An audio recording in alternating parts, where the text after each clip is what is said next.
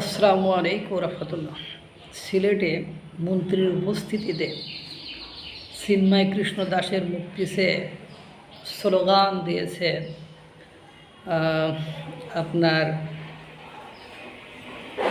পূজা উদযাপন পরিষদের মানে সদস্যরা বা ওখানে যারা দায়িত্বে ছিলেন তারা। এই যে চলেন একটু দেখে আসি।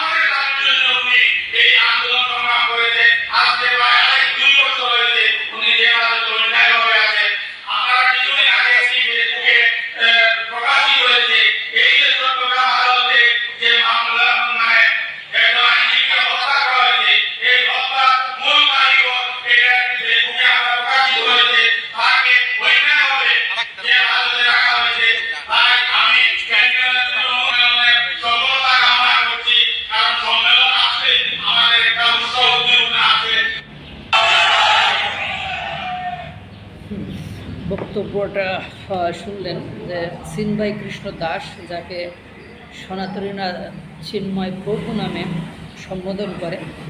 আপনারা জানেন চিন্ময় কৃষ্ণ দাসকে যে রাষ্ট্রদ্রোহী মামলার জন্য আটক করা হয়েছিল, সে মামলায় তাকে জামিন দেওয়া হয়েছিল, কিন্তু তা সত্ত্বেও তিনি কারাগারে আছেন। কারণ তিনি তাকে যখন আদালত থেকে কারাগারে নিয়ে যাওয়া হচ্ছিল, তখন বাইরে তার ভক্তবৃন্দ, প্রেমিকরা বা তাকে যারা ভালোবাসে, ভক্তি করে, শ্রদ্ধা করে, সেই ভক্তরা, অনুসারীরা বাইরেতে আটকে রাখে, মানে গাড়িটি আটকে রাখে। পরবর্তীতে এক পর্যায়ে দৈবক্রমে সেখানে জামাত শিবিরের এক নেতা আলিফ, যিনি আইনজীবী, তাকে কে বা কারা হত্যা করে।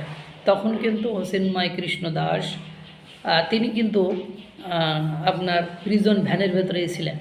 পরবর্তীতে মামলা হয়, আলিফ হত্যার মামলা হয়। সেই মামলায় এখন চিন্ময় কৃষ্ণ দাসকে জামিন নামঞ্জুর করে তাকে জেল হাজতেই রাখা হয়েছে। যেহেতু পূজা উদযাপন পরিষদের সম্মেলনে মন্ত্রীমশাই উপস্থিত, সেই মন্ত্রীমশাইয়ের কাছে তাদের আকুল আবেদন, তারা ডিমান্ড করেছে যাতে চিন্ময় কৃষ্ণ দাস অর্থাৎ হিন্দুদের বা সনাতনীদের চিন্ময় প্রভুকে মুক্তি দেওয়া হয়, এবং দেশে যদি ন্যায় বিচার থাকে এবং আপনার বিচার বিভাগের স্বাধীনতা থাকে, তাহলে সে জামিন পাবে।